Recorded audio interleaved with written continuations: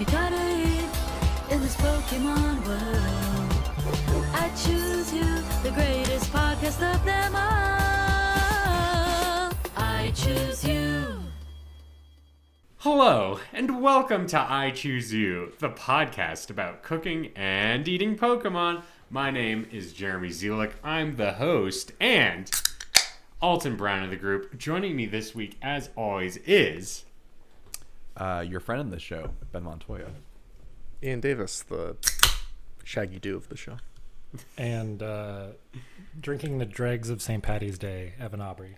Nice. Ian, were you found dead in Miami recently? How'd you know? No. That's not Shaggy. Shaggy was never found dead in Miami. Okay, that was Scrappy. You're spreading false news. Well, okay, Misinformation why that confused me is his name's not Shaggy Doo, unless you're talking about somebody else. Jeremy, his friends. You might know him as like... Friends and family know him as Shaggy Doo, not Norville fucking whatever his last name. Rogers. His name is Norville Shaggy Rogers. Yeah, maybe if you're a fucking cop. Yeah. Call him by his government name. Yeah. Everyone else knows him as Shaggy Doo. All right. So we've had some exciting adventures in the last week since we last convened the council. Evan, give us a dispatch from the Land of Lovers. What was First Virginia off, like? what a fucking weird slogan for a state. I don't understand it, but Virginia This is Virginia? Yes, Virginia is quote unquote the land of lovers, or it's for lovers apparently. Yes. And I will never understand it, but it was great. I was in Charlottesville for a film festival where my film premiered, which was super cool. Saw a lot of other really good films. One other guy who we were traveling with, his film got honorable mention for best narrative, so that was cool. Hell yeah. Yeah, it was good. I will say, because this is a food podcast, no real notable food in Charlottesville. Pretty nothing. Whoa. And you've also been to Charlottesville, right?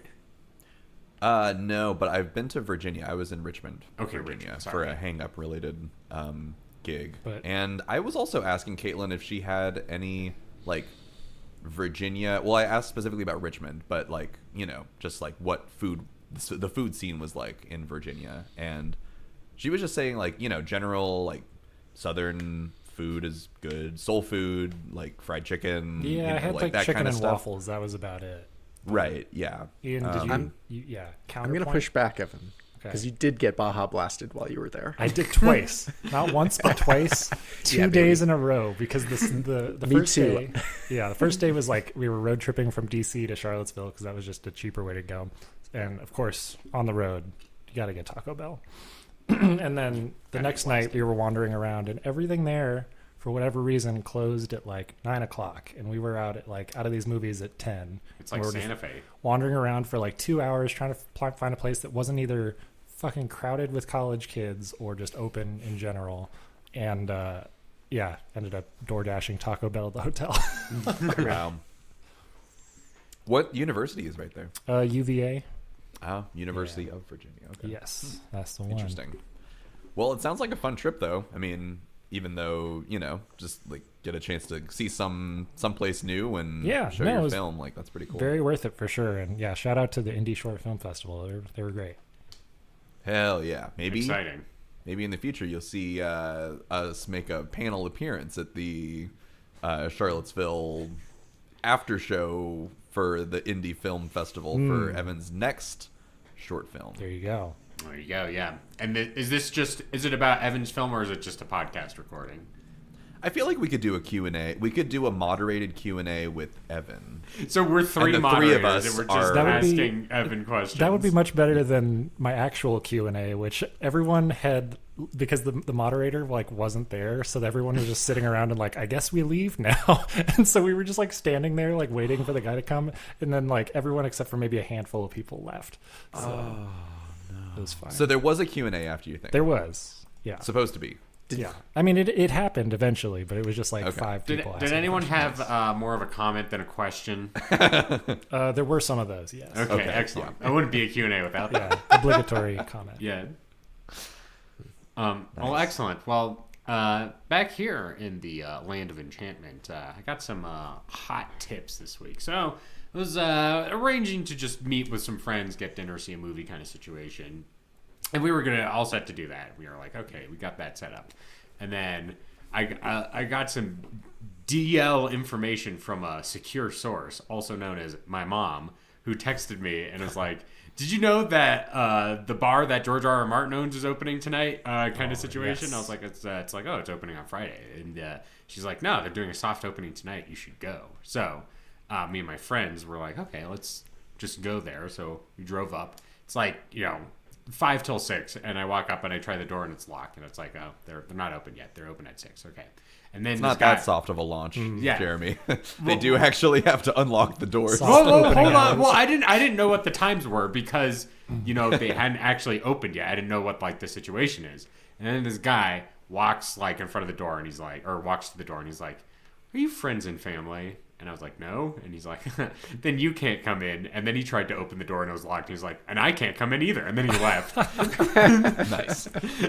You should have said, "Yeah, I know George, Miss Georgie Yes. boy. He's Yes. my guy." Railroad?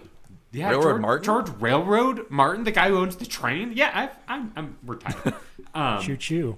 And then we were just hanging out waiting for our other friend to show up, and then he arrives, and then it like strikes 6 o'clock, and the doors burst open, and this doorman whose name is Ron stepped outside, and he's like, "Come on in." And I was like, "Whoa, you don't even know who I am." And Ron was like, "That's okay. Come on in. Order some drinks. Order some food items." Kind of situation. So were you schmoozing with his friends and family? I don't know anyone. I just know Ron. I don't think I'm his friend or his family at the moment. And did that other guy ever come back? No, that's what I was aware of. So I will say though, shout out to the I think one of the owner or the owner, Al LaFleur. Yes. They have their own podcast, Yes. Splice and Splatter, about horror movies. Yes. Double features. So definitely check that out if that's something you're interested in. But just wanted to shout them Yes, out. Al LaFleur, who I did talk to twice They're really cool. about one, just to be like, oh, this is cool. And then the second time, guess what I talked about with the proprietor of this establishment, which is called The Milk of the Poppy, for all those interested. We're taking bets on what you talked about. Then. Yeah. Obviously, the podcast. Oh yeah, I have a friend who worked on the Star Wars movie. Do you know him? Oh, There it shit. is. I'm gonna Yeah, let you're you schmoozing with some Hollywood bigwigs. You're Okay, like, wait, so- I know Got a one name person who drop. worked on a Hollywood blockbuster. Okay, guess. So the friends I met up at the bar was Mark. My other friend was Todd Vaziri, a Hollywood professional. Fucking do it. God damn it. So Al met Todd, so I didn't need to do that because he was just right there. And Mark was the one who was like, here's Todd. He works on Star Wars movies or whatever.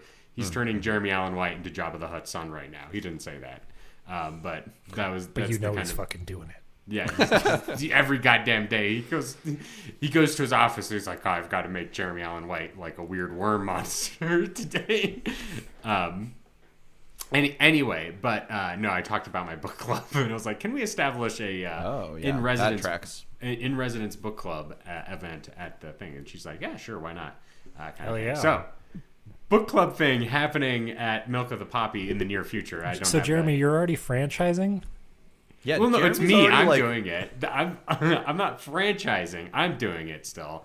I'm I still mean, Jeremy always plugs this like book club situation in Santa Fe at the end of every episode. Shout out, for those who don't make it all the way to the end. But it's really becoming less of a book club and more of a society and foundation. Like you're kind of like you've got all of your fingers in all of the local establishments of the city, and you're just like the government. all of a sudden. The Society and Foundation for Speculative Fiction is going to start calling some favors. And Yeah, I will be watching. I'm gonna join forces with the Margarita Society. Right. Oh, yes. And I think we'll become all powerful at that point. But I, besides tuning my own horror, which I'm doing excellently right now, I would also want to highlight some of the beverages and food items that I got there, which I thought were of note for everybody. So some of the drinks I got a variety of their mezcal and tequila based drinks because I love mezcal and tequila. And their big one at the moment is called The Dark Winds, named after the TV show. And it's a mezcal, and its main mix-in is beet juice. So it's just like dark red kind of thing. So it's like you're drinking blood, and it's like spooky or whatever. And it's smoky, and it's kind of bitter. But I enjoyed that a lot. And then I had like, it was their version of like an old fashioned, but it was made with mezcal. And it also had tobacco bitters in it. So it was like the smokiest drink you can possibly imagine kind of situation. Sign me up. Take a sip, you put it down, you just Yeah, and like smoke a ring. cigar smoke came out of my mouth kind of situation. Did it make you feel like you were in like a Hot Topic? Not particularly, I will say that. What about it gives Hot Topic vibes to you, Ian? The first drink you described just sounded like something someone who enjoyed Hot Topic would. I see. someone also wearing like an Invader Zim t-shirt. Or Yeah. Someone choker. would wear an Invader Zim t-shirt to this bar. I but mean, just not when guilty we is went charged. I have to say that the description of that first drink did get me going, and Yes. I think you're right. There's some sort of Venn diagram. My brain is programmed to like that because Yeah. I also liked Like Hot Green Topic Day. and Invader Zim. Green Day. Fuck. I'm saying RAR XD on the internet. Yeah. Not to jump ahead, but I will say I'll plant this in your mind for later discussion. Farigiraf, a little bit of a Scene Kid vibe going on. Oh, I'm so glad you mentioned it now because we will talk about it. Yes. Eventually, this is Yeah. a little foreshadowing Yes. You could fit so many chokers Oh, on that neck, all the way down. Yeah, and all the way its down. hoodie is also like a choke. It's like choker hoodie kind of situation Yep. that it's got going on. With like Choker the kid vibe. stuff It's thing. giving Invader Zim hoodie. Actually, Yes, is what it's giving. oh, it totally is the one that like zips in front. Yes. Yep. With Gur. Yep. Yeah. God damn it. Anyway, so the food at this establishment that I had as well, I had a couple of items that were pretty exciting. One, I'll start from the least exciting, but though very good, was a French onion soup made with bison broth, which was delicious. Yeah. It was really good. And that was the dish that Ron the doorman recommended to me. He was like, if there's one thing you should eat here, it's the French onion soup. It's really good. And I agree with Ron. The French onion soup was very good. So recommend that. Step 2 in the crazy kind of situation. I had this mole plate, but it came with quail. So it had like a little bird on it covered in like mole kind of situation. Tasty as well. And then the pièce de résistance in the weird food items you could order there was this like pasta dish, and it had meat in it, but the meat was rattlesnake and rabbit like sausage What the heck? mixed together. That's like a Wile E. Coyote and Roadrunner. That's situation. what they told me. Is like it's predator and prey in the same dish. Wild. Jeremy, what you forgot to mention and missed on the menu clearly was there's a dish called the Winds of Winter, and the waiter has to take it away from you before you can finish it. Yes, Oh, damn. it's never going to be finished. Yeah. That's funny, actually. Yes. I love that. Well, one of the wait staff was like, our food will change every 2 to 3 months. Our food and drinks will change every 2 to 3 months. And I was Did like, they say it like that? Yeah, they we were just sitting there, and they came up to me and started pointing at me and being like, "This Nothing will be the By the same. shoulders. this is how it's gonna go." But yeah, it's really nice. I had a nice time, but that was I would say a highlight of recent food experiences. I've had rattlesnake before, but I've not had it in a pasta. And with rabbit meat, it tasted very good. It had a zing to it, and I don't know if that came from the snake or not. Kind of situation. Where does one commercially source rattlesnake meat? How does that work? I don't know. Yeah. I'm gonna level with you. Don't know.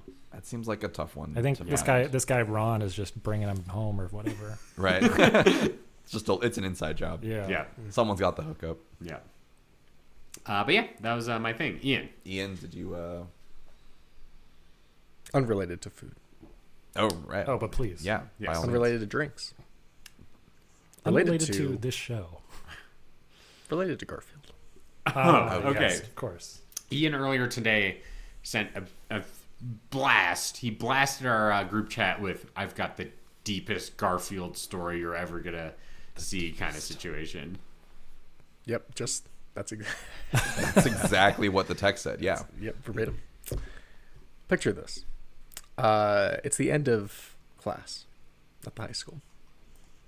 We're wrapping Oh, I it think up. I can like I have to visualize myself back how high school Yeah. used to be. Okay, Yes. right. Class ending. Ring, It's ring, ending. ring. You're packing up your instrument. You're getting ready to go. Imagine the kids didn't sound very good. You just came back from spring break. I think I can imagine this pretty well. I bet you can. And one of the kids says, "Yeah, it's Monday," and I'm like, "It really is Monday. We're just we're a bunch of Garfields here." And then girl in the front row says, "What?" And I say, "Oh, Garfield." And she's like, "The orange guy?" Oh no. Guy. And I was like, "Yeah, the orange guy. Tell me. Can you tell me what Garfield's favorite food is?" And Okay, an update. this is a different child, different school. Well, different Different take. polling. Yeah. Different survey. Yes, Yeah. different survey. Survey says. She's like, "I don't know." Girl next to her was like, "Lasagna." Yep. And I'm like, Come on, do you know lasagna. Garfield's least favorite day of the week?" And the girl again admits her ignorance, and the girl next to her is like, "Mondays." Fucking idiot. And so I was like, "Listen, your homework tonight is you need to go home and you need to read 20 Garfield strips." And she was like, "What does that mean?" Yeah, she's like, how do I even do that? I was like, like a comic strip. She's like, "What is that?" And I, What are you asking me to do? and I was like, "Yeah, the comic does what?" It strips. I was like, have you ever read the comics in the newspaper? And she's like, "What "No." is that?" What is a Yeah. She's like, newspaper? the new paper? What? Is that like a phone? Basically, that was basically what was no. happening. So I was like, everyone's packing up their stuff. I'm like, "Come with me right now." And I walked her over to my desk, and I'm like, "Listen, you're gonna go home, and you're gonna type into Google Garfield comic strips." And I did that, and I hit enter, and the Google result came up, and then the internet restricted it immediately. Nice. Oh my god. NSFW. no! Yeah, and I was like, "Hold on." I typed in Hold on. Garfield, It Garfield always does comics. this. Yeah. There you go. Again, restricted. Oh, it's comics. Garfield comic, singular, canceled. Canceled. Fucking canceled. And she is just staring at me. I look back at her. I'm like, "Listen, just go home and type it and she's like, Just type in Garfield, and she's I'm like, sure it'll do come I up. need to am I writing about this?" I was like, "No, you don't need to write about this. I just want you to read it and tell me what you think about it." And she's like, "I think it'd be easier if I wrote about it." And I was like, "Give me 6 sentences then." And she was like, "About what he looks like?" Can I just pull up a picture of him? I was like, "No, we are not objectifying Garfield. We're going for the aesthetic essence of him. I Yeah. need you to tell me about Write a his song behaviors." about Garfield. Paragraph about his life. Yeah. Oh god. And she was like, "I still don't understand." I was like, "Give me 20 Garfs. I need you to give me 20 Garfs. Drop and give me 20 Garfs. Garfs. Yes. It's like a And I- burpee or something. And that's where the conversation ended when the bell Holy rang. shit. That's funny. Saved by the Bell. Yeah. Yeah. Never. So that brings up an excellent question. The Garfield movie, starring Chris Pratt, who the fuck is that for if it not for those people? Yeah. Yeah. And it's funny is that I think Garfield, obviously it's an ongoing concern. The comics are still in the newspaper. They're still making movies and TV shows out of him. So it's not a thing. But I feel like Garfield is also a meme in and of itself kind of situation. Like Got Shrek. Cannibalized. Yeah, like Shrek, where it's even beyond the content of itself, people being like, "Oh, Garfield, there he goes," and it's like, "Oh, he's so not that." The comic strip's not that funny, but it's so not funny that it is funny, kind of thing. That it comes around, and obviously, I think the other classmate in this situation who's like, yeah, he loves lasagna and hates Mondays. Come on, people, what are we doing here? It was definitely on that train kind of thing. I guess Garfield has reached like Kathy and Dilbert levels of humor. Oh. Is that what it is? Oh no! Don't say that. Yeah. Is Garfield the Kathy of our generation? It Yes. can't be. Well, I mean, Garfield's the Garfield of his generation. I mean, he's almost 50. That's true. Not age-wise, but relevancy. Yeah. I think Garfield's more relevant. Or than Kathy? Yes, I would say that so. But like, maybe we're on a cycle. I don't Yeah. know. The Garfield cycle. 30 minutes before that, I'm asking kids how their spring break was. Girl's like, oh, I went to the 90s museum in Colorado. And I was like, oh, that's cool. Like, what was like your favorite thing you saw? And she was like, I think it was called like Blockbuster. Oh my god. I mean, hey, this child, if they're like, 15 or 16 or whatever, they were born the year Blockbuster died. I guess That's yeah, true. that would be pretty interesting for The day the music. Yeah, like the Blockbuster died and they were like born kind of situation. reincarnated Yeah. by all of those rented movies. Yeah, 2009, I believe, is when Netflix started doing video streaming. So that's another thing to say. Thanks, Obama. Yeah, 16 years ago. Wow. Remember when all we had was Thanks Obama? It's all we had. All we grateful. had. Blockbuster. You just know how good we had it. Yeah. We were saying Thanks Obama, and we didn't know at all We how look. it was. Well, I mean, I'm not to be like a boomer, but a millennial version of that. A millennial boomer, a moomer, if you will. But the jokes were funnier in like 2012 kind of situation. Oh yeah. You would get online and you would have to wait like 2 to 3 minutes for your YouTube video to load, and you could play Snake on the YouTube. You could play Snake on YouTube. The YouTube loading circle kind of situation. The fucking Zoomers don't know about that. They don't know that you could have played Snake on YouTube at one point, kind of thing. And then after you wait a couple of minutes, because you wanted, the video to load a little bit so it doesn't buffer while you're watching it kind of situation. You hit play and you're like, haha, Gangnam Style. And it was better. It was better that way. I used to walk 2 miles in the snow uphill both ways to see my memes. That's my Garf update. Wow, that is a really interesting Garfield update, though. Mm-hmm. I'm glad that you updated. I just feel sad for this generation. Yeah, I feel more and more like I'm just the person, like the other kid in that situation, where like everyone else is like, "What is this?" And I'm like, "Guys, it's Garfield." Like, Don't you understand? How do I have to say this like in so many ways? He hates Mondays and he loves lasagna. It's Garfield. It's like one of the laws of thermodynamics or something.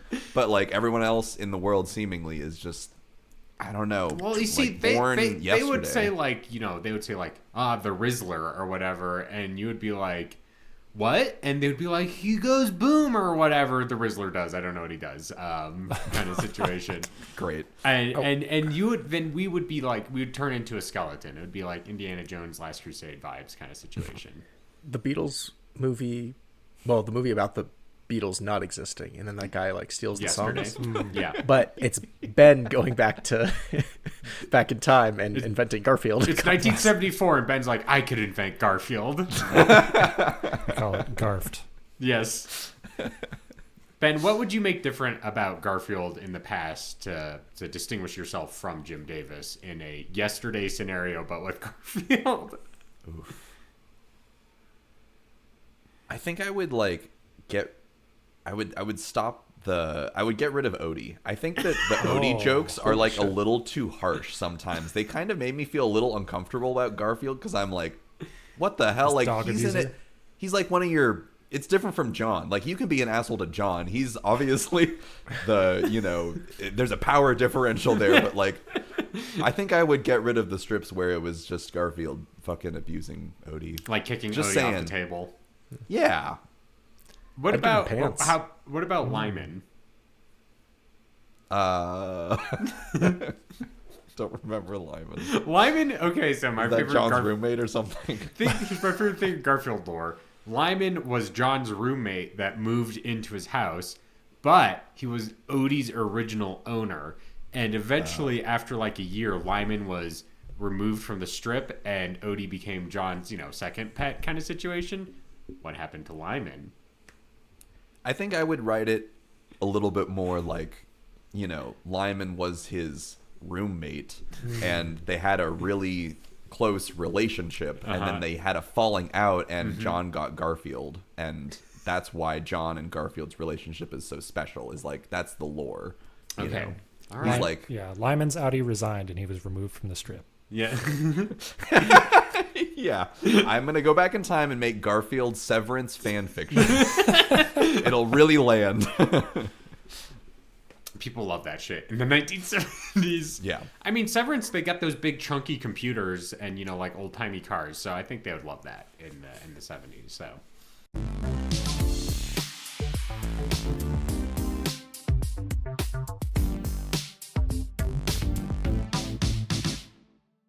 All right. Anyway, this is a Pokemon podcast, right? Yeah, what the fuck are we talking about? Food. Well, we did talk about food. So let's talk about eating food, fake food, Pokemon food, food that we made out of a Pokemon. Because on I Choose You, each week, we randomly select a new Pokemon to cook and eat.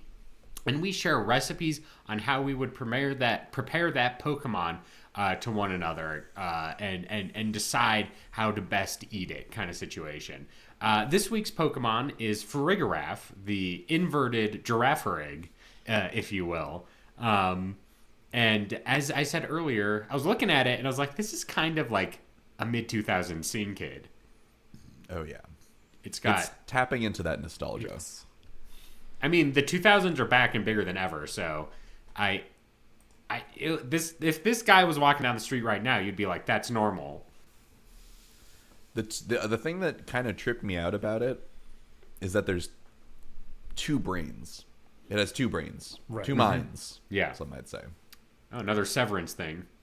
Yeah. Which I kind of just thought that the tail head was like it was just sort of like a accessory. It wasn't like its own entity, mind, brain, and soul. Yeah, no, it's like the Slow King deal where it's got Oh, okay. the shell Yeah. that has a mind of its own or whatever. Sorry, do beings that have two brains or two heads, do they have multiple souls? Oh, I guess it depends on your philosophy, Yeah. and where your does that soul live? definition of a soul. It has two brains, but only has one heart. What's the Tarzan song? Two hearts, one family. Okay, that's actually two hearts, one family. So that doesn't work in this equation. This is one heart, two families? One soul. One heart, one soul, soul. two brains. Yes, one soul, two One soul, brains. Two brains. Square meat, round bone. Yeah. Yep, true. I think we're at another conundrum here. I think in Pokemon, like religion, metaphysics, philosophy, all this kind of stuff, that we can't say that the mind is the seat of the soul in the Pokemon, because too many Pokemon have multiple heads. Like, are we going to say fucking Executor is like a being of multiple souls? I don't think so. I think it's a being of one soul, and one tarnished soul at that. It's a fallen being. Do they have souls? The Pokemon? Well, they have a god. Sure. Does Does that define having a soul? I mean, Well, what is they the have god ghosts. saving? Yeah, They do that's have true ghosts. too. They do have ghosts. They have spirits. So I think that would say that. And you know what's interesting is you think about it, in the Pokemon lore, Mewtwo is kind of the Pokemon without a soul. Because it was made Manufactured. by man. And man cannot transfer the soul of one Pokemon into another. It's kind of getting into like Not some yet. creationist Pokemon territory where it's like God made the Pokemon to be the Pokemon. Yes. Like, it's like I don't know. This is kind of interesting, the idea of the soul. It just ran off the top in this mind meld Yeah. situation. But I'm you're right. There is saying- kind of a question that hasn't really been answered here. I'm going to say it's got two heads, it's got two brains, And I think they're just going to be like, on our brains, we got left brain, right brain. I think it's just an extended version of that, where it's like each one does like part of the duty of controlling the body kind of situation. But it has psychic powers too. Which would hoodie imply is the heavy creative. soul. Heavy soul. It's a very heavy soul. Whoa. It's not 21 grams. It's like a full quarter pounder with cheese over here. Right. I'm just saying the ratio's off. One brain, one soul. Two brains. The soul is outmatched. Soul can't win in a battle working against overtime. two brains. I don't know. All right, Ben, what's your recipe? My recipe. Well, sure, I can go first. I was looking at this Pokemon, and I was thinking about Hot Topic and Scene Kids. Yes, you do. Invader. Yeah, as I do reminisce on that long forgotten time. Not long forgotten. It's actually fondly incredibly looked upon. well remembered right now. Yeah. And I thought the way to fuel that nostalgia would be to make a Farigiraf variety Pocky. Nice. Oh, Oh, interesting. yeah. Scene kids love Pocky. Yeah, exactly. The Scene Kids' favorite treat, the delicacy. So what I'm thinking is, even though it's like, its legs, and I imagine, it's very sturdy looking, I think that its, like, bones actually are very thin and very Pocky-like, you might say. Like, the bone, it's kind of like a bird, right? Like, it's got like hollow bones, right? Like, I think for this Pokemon's like psychic abilities to work, like its bones have to be very thin and very nimble. That's where the soul lives, in its hollow bones. Exactly. Yep. And you're gonna take those soulful bones, and I think that is going to be you're going to take the bones and you're going to grind it up into a flour that you will then use to make the cookie base for your Pocky. So I found a dupe homemade Pocky recipe on New York Times website. So fucking watch out, Pocky. New York Times is stealing your secret sauce for free. Well, I guess not for free, because they make you subscribe to it, and now I'm behind a paywall. So I'll just go off of what I vaguely remember as far as what was on You the used recipe. up all your articles to look at this already. I did. I'll just actually, you know what? Fuck the New York Times. I'll go to siftsimmer.com. I'm sure it's just as good. So, yeah, to make the dough, which is like a shortbread style cookie that you... If you never had Pocky before in your life and you're listening to this show, I don't know what to tell you. Okay, if you've never had Pocky before in your life and you're listening to this show, I don't believe you. True. I feel like if you like get into Pokemon in middle school, like a Pocky shows up in your locker kind of situation. Yeah. A Pokemon. Yeah, a Pokemon. So to make the shortbread cookie that is the Pocky that will eventually be dipped in some sort of chocolate coating, you will need flour, sugar, baking powder, butter, and milk, and whip that into a dough using a food processor to prevent it from getting too fluffy. And then you're going to roll them out into these little tiny sticks. You're going to put them in the fridge, and then you're going to get your the coating ready, the chocolate. And I was thinking that with the chocolate, you could... there's a bunch of different flavors of Pocky, which some of them I discovered today. But Matcha? I think there's matcha. Yep. Strawberry? Strawberry. Are there any swirls? Like, are there combo flavors? I didn't see any combo flavors. That Pocky, you're leaving money on the table. It's true. They could be. They make an ultra slim version. How much more slim does it need to be? Is that, I don't know. is that the opposite of double stuff? Yeah. Double unstuffed. The least stuff. They're like the consist. I imagine I haven't had these. They're the consistency of like pasta, kind of like spaghetti. It's like biting into a coffee stirrer. Yeah. I was thinking kind of like matchstick fries. Oh. I love matchstick fries. But yeah, they got the matcha, they got the chocolate, they got strawberry. I was thinking of, specifically the strawberry and the chocolate ones as far as the color palette of this Pokemon. They also do banana, which sounds kind of wild. Is it the real banana flavor or the weird, gross candy banana flavor? I think it's a candy banana cream flavor. I don't know. It doesn't sound very good. Cookies and cream? They do have a cookies and cream version. Classic. Fuck yeah.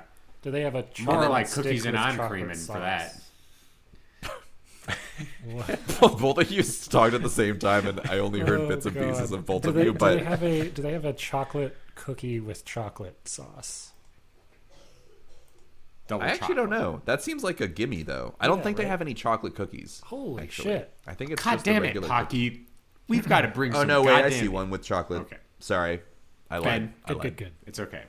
My faith has been restored in Pocky. My soul became thicker today, learning about the Pocky.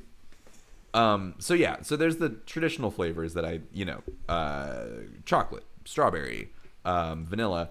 I was thinking also there's like an orange hue to Farigiraf. I was thinking you could do like an orange peel white chocolate. Oh, yeah. And do that. So I'm imagining usually when you get a Pocky, the pack is all one flavor, but I'm imagining in this one you get multiple flavors that you can kind of pick from and do a little, here and there variety pack style Pocky. So yeah, that's my recipe. Pokemon. Nice. Excellent. Ian, will you have a question? Variety pack. Maybe this is too much variety. One end is dipped in one flavor, the other end is dipped in another flavor. Oh, double dips. It's like a Darth Maul. Yeah, I do think these Pocky do exist, but maybe I'm hallucinating that. Double dipped. I really like that idea because similar to Girafarig and Farigiraf, like the two ends of it are like there's like the dark end with the tail head thing, and then there's like the lighter end with the giraffe head thing. So I actually think that works out perfectly. I feel like you could go either way. You could have double dipped where, near the two flavors shall meet, right? Or you could do double dipped where it's like you dip it once, let it dry, dip it again. So it's like it's got layers, Yeah. This is the onion. I think the possibilities are endless, honestly. The possibilities, if you will. Yeah. So that's my recipe. Delicious. And you know what, Ben? Thank you. And I want to thank everyone for bringing 2000s nostalgia back because we were in middle school at the time and we're like, we liked it, but we knew it was kind of embarrassing. But now it's cool for the young children who are like looking back and I was like, wow, I want to have bangs and a choker and a Hot Topic t-shirt. And animal bracelets. Yes. You know what I'm Silly talking about? bands. The rubber band animal thing? Yes. Yeah. Silly Silly bands. bands. That's right. Those were like cigarettes in middle school. You could trade them true. for anything. Yeah. All right. Evan, what's your recipe this week? My recipe, definitely leaning in on the palindrominess as well as the kind of head inside of a head or like head chomping around a thing. Uh-huh. So we're going to make some Farigiraf stuffed naan. Oh. So yeah. So you get your naan. You don't have to make it from scratch. You can if you're seasoned and well cooked. But you can. Yeah. So you get your naan. You slice it open, and then the filling consists of some ground Farigiraf meat, olive oil, garlic, ginger, garam masala. We're going a little more on the Indian flavor. Coriander, cumin, red pepper flakes, salt, turmeric, tomato sauce, cilantro. And yeah, you get that kind of boiling, simmering, get it all nice and incorporated. You've got basically like a curried meat at that point. And yeah, you just take scoopfuls of that and stuff it inside of your naan. And you've got the Farigiraf looking stuffed naan.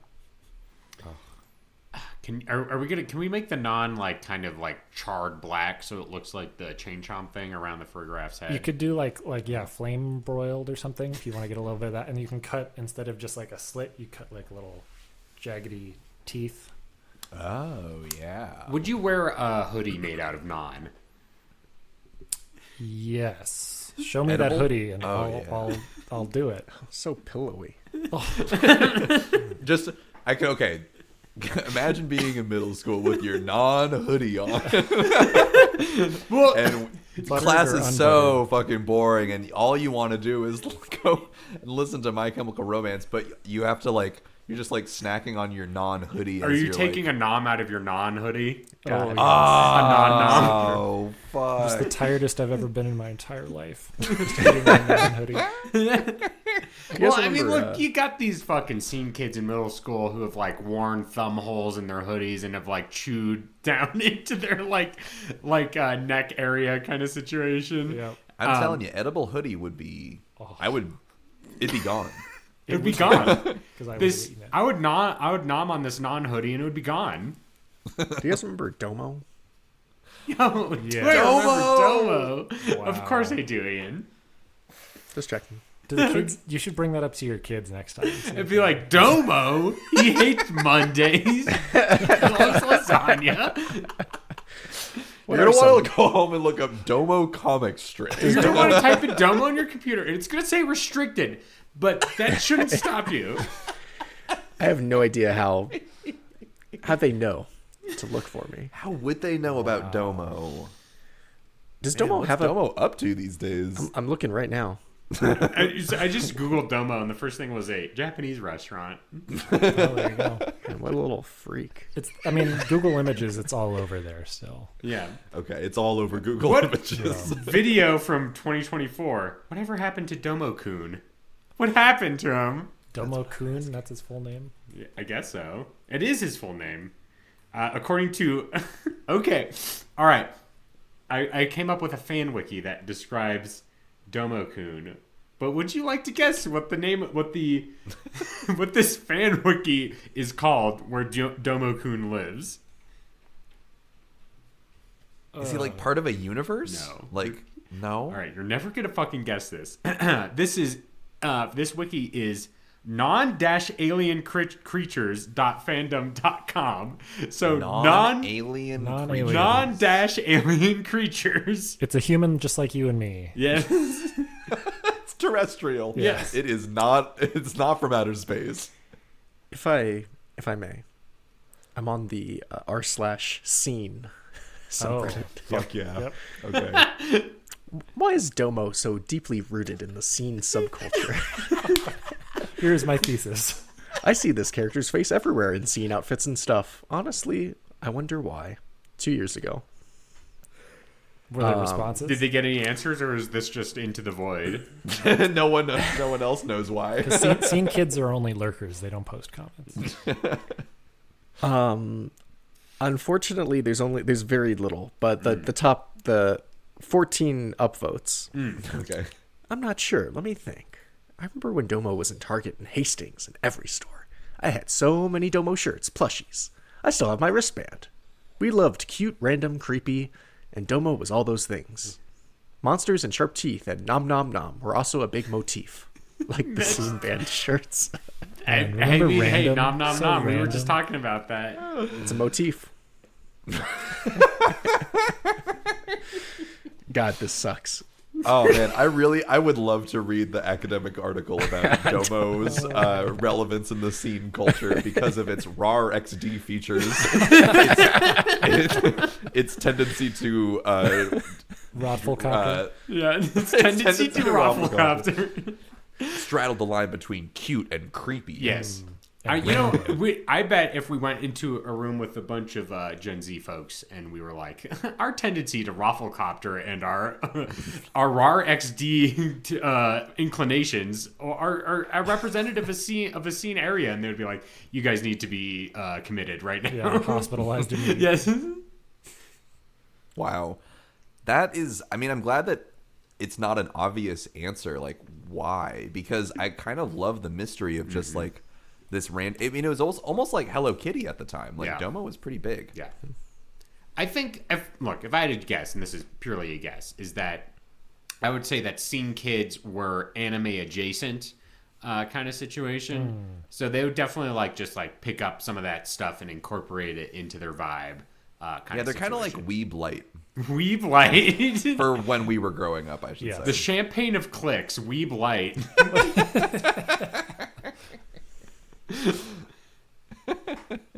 All right. Anyway, Ian, what's your recipe this week? I did a lot of research on this guy. Starting with, what do giraffes taste like? Yep. oh, What's the And verdict? they taste kind of like horse. Also unfamiliar. Yeah, I've not eaten horse. I've eaten morally questionable food items in my life. I've not eaten a horse though. Next time you're at Milk at the Poppy. Yeah, I have to be like, where's my fucking horse, Give man? me your finest horse. I better see Mr. Martin, Mr. Railroad himself, walking through town and be like, where's my horse? I want to eat it. Man, now you're just making me think of the "Look at My Horse" song. We're going all the way back. Yeah. Anyway, it tastes like horse. Apparently, it's a very sweet, quote, luscious meat. I don't know what that means. Okay, all right. But when you cook it, it's very tender, and it's a sweet meat. Apparently, Interesting. Okay. my next order of operations was tallest food. Of course. Is that just stuff tallest that's food stacked? famous. Yeah. Well, the internet was like foods that'll make you taller. Oh, sure. Fuck. Give me some of that. And I was The like, answer, no. I'm gonna tell the internet this. The answer is probably not many of them. No. I tried tall food tall, tallest food. You didn't consider texting your friend Evan just being all food question mark? Food.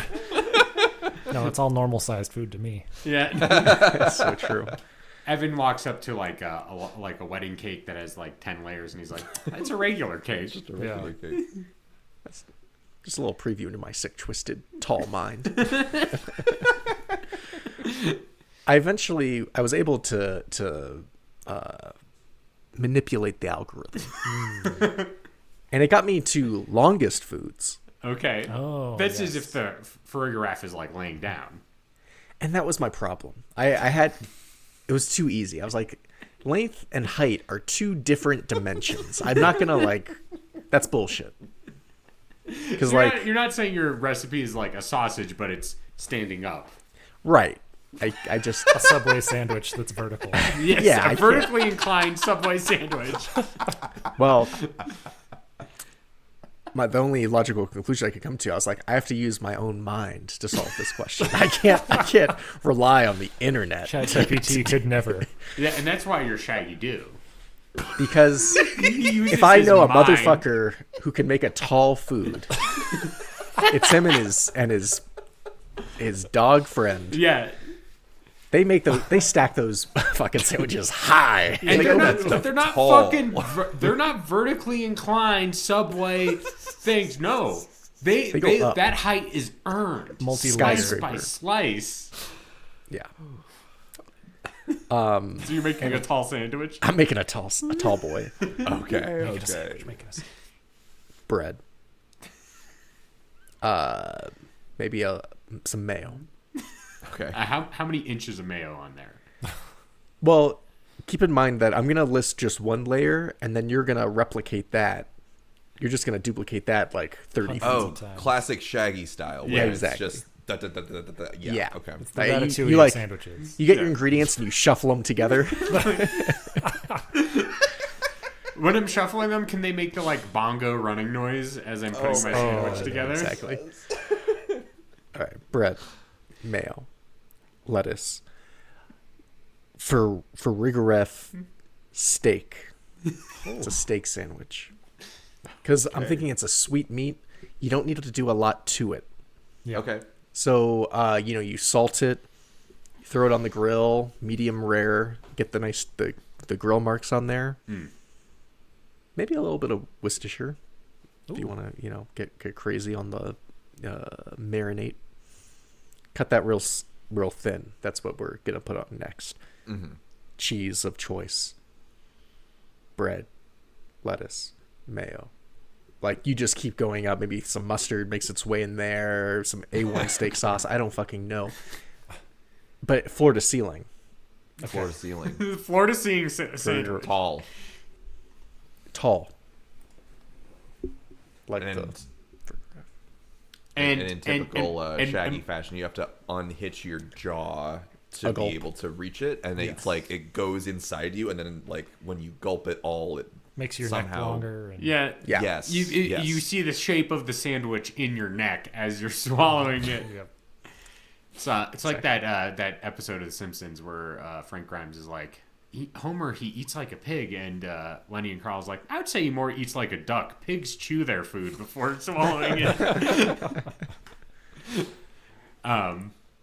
So, okay, just as far as like a structural integrity question, are you thinking toothpick or toothpick-like object that can secure the floor-to-ceiling Yeah, layers more of like that a we've got going shawarma on? level like rod that goes all the way through. Yeah, how long is this toothpick? That's an interesting question. There's no way a toothpick has the structural integrity to withstand the monstrosity I've constructed. Okay. It would definitely snap somewhere in the middle, and you're just like gambling. Yeah, you need some like cross beams and shear walls to keep this sandwich up. Have you thought about making this sandwich in a pyramid shape? I'm gonna suggest, now I've never seen Shaggy or Scooby worry about it. True. Because I think they eat it so fresh, there's no chance Yeah, for it to fall for anything apart. to go wrong. Yeah. I But guess if you that's do, true. if you do need to wait, maybe some like some fucking strap locks to really secure it. We're taking this Yeah. sandwich on the road. Yeah. Gotcha. Okay. All right. Well, fucking sign me up. That's all I've got to say. Man. My recipe this week. I don't know if you perhaps noticed this, but it's now officially spring. The vernal equinox has occurred.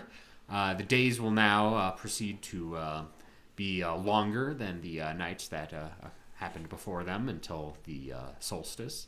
But that means that there's a taste of freshness in the air. Every day you wake up and flowers are blooming, their pungent odor wafting into your room as you sleep.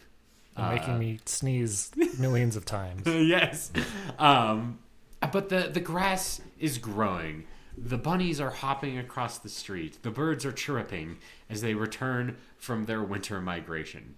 Spring is in the air, and I think you've got a bit of a pep in your step about this. But with all this wonderful greenery returning to the earth, I think we could use a bit of Farigiraf in our salads. Say that again. Farigiraf? Farigiraf. Sprig? A sprig of what? Raff. Yeah, Farigiraf. Farigiraf. Farigiraf. Yep. Okay. Continue. Okay. Continue. Elaborate. So, Anyway, I'm what does that making a mean? salad this week, a spring salad that I researched, and it's a tying it into earlier, it's a beet and citrus salad. So it's going to be orange, red, and black, much like the colors of the Farigiraf kind of situation that we've got going in there. And we're also going to incorporate some slight pieces of meat from the Farigiraf into this salad. So it's, kind of like a Caesar salad kind of situation in that front. You got some protein in there to spice it up a bit. So what we're going to do is we're going to start off by shaving our beets. You know what I'm saying? Mm-hmm. Where it's you're gonna get them. You're gonna julienne them kind of situation, so they're nice and thin. You want these kinds of things to be as thin as possible. And I misspoke earlier. It's not citrus. It's carrot. That's what's giving you the orange in this kind of situation. So you're gonna get you're gonna get some carrots. You're gonna get some beets. You're gonna get some radishes. You're gonna get some clementines, You're gonna get some almonds. You're gonna get some Dijon mustard. You're gonna get some olive oil. You get some honey. And we're gonna get some lemon juice, and we're gonna get some scallions, and we're gonna get some nice medium rare Farigiraf, probably little medallions. You don't need to cut them, kind of any situation. One bite as you're incorporating them in there.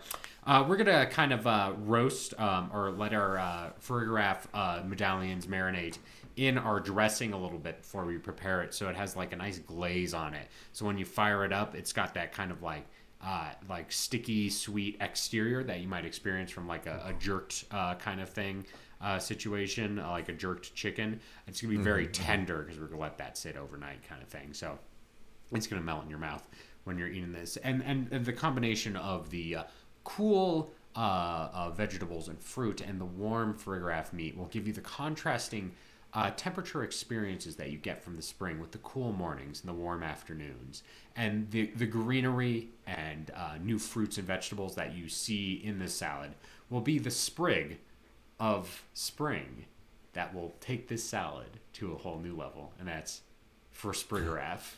And that's my recipe. Delicious. Okay. I'm curious. I know where I stand, but where does the group stand on beets? Well, I did slam down multiple alcoholic beet juices this week, so I'm gonna say I've got to be positive on it. I'm generally positive. I will say I've had some canned beets in stuff, and I think that definitely was a turnoff. But some good fresh beets in a salad or in a drink, or in some sort of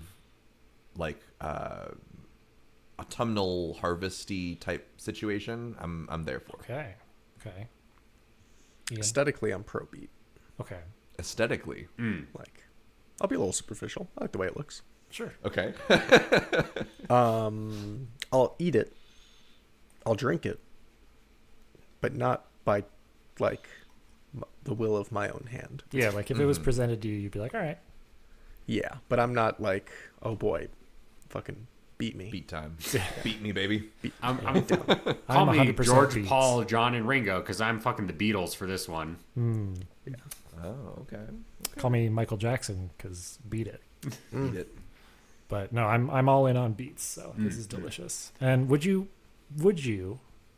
perhaps add a little bit of gorgonzola on the top? Oh, if you want a cheese on this, I'm there for you.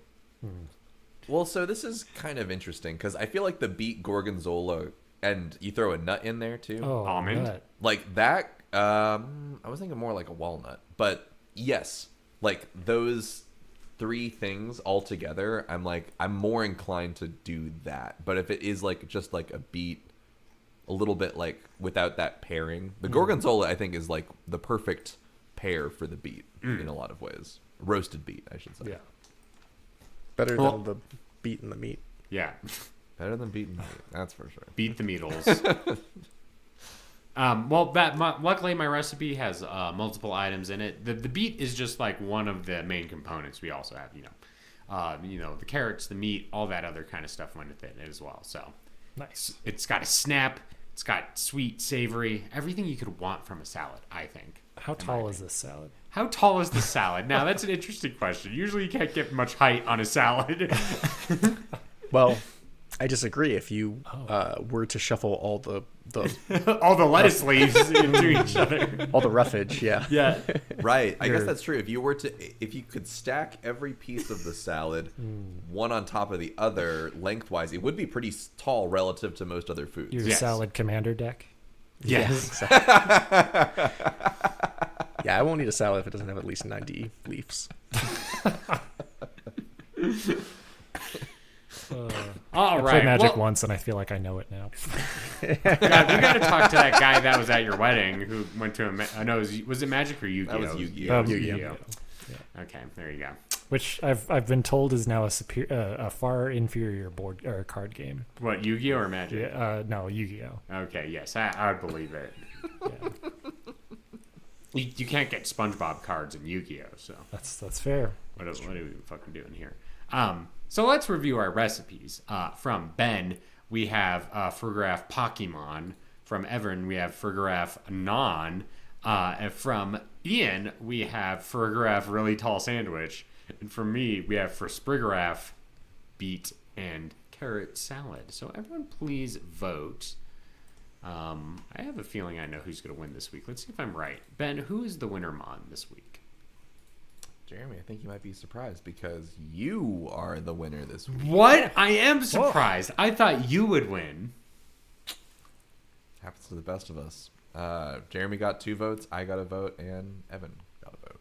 Nice. All Hey, right, tall sandwich was my second for sure. Yeah. I'll just choke on it. All right, let's start the concluding element of the show.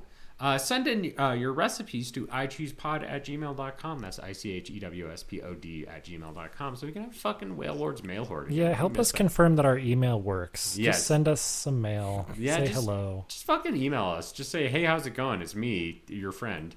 And tell us you love us. Oh boy. But let's pick next week's Pokemon in a section I like to call Pick-a-mon. Evan, can you give me a number between 906 and 1000? 927. 927. That's gonna be a good one. It's gonna be an early one. I feel like this is gonna be a good one. And it is a good one, guys. This is a good one. Next week's Pokemon is Doxbun, the evolution of Fido. Oh. Yeah. It's pastry season. It's Yeah, fucking it is. pastry season. So send in your Doxbun recipes to ichoosepod@gmail.com. That's it. Tell us where that bun lives. Give us Yes. its social security number. Yes. Yeah. Dox the hell out of that bun. Yeah, I didn't even know. I didn't know where you're going until it clicked. Nice. ichewspod@gmail.com. All right. Let's enter the plugging round. Ben, where can we find you on social media? You can find me on Instagram at Ben C. Montoya. You can find me on Tumblr at thefairandow.tumblr.com.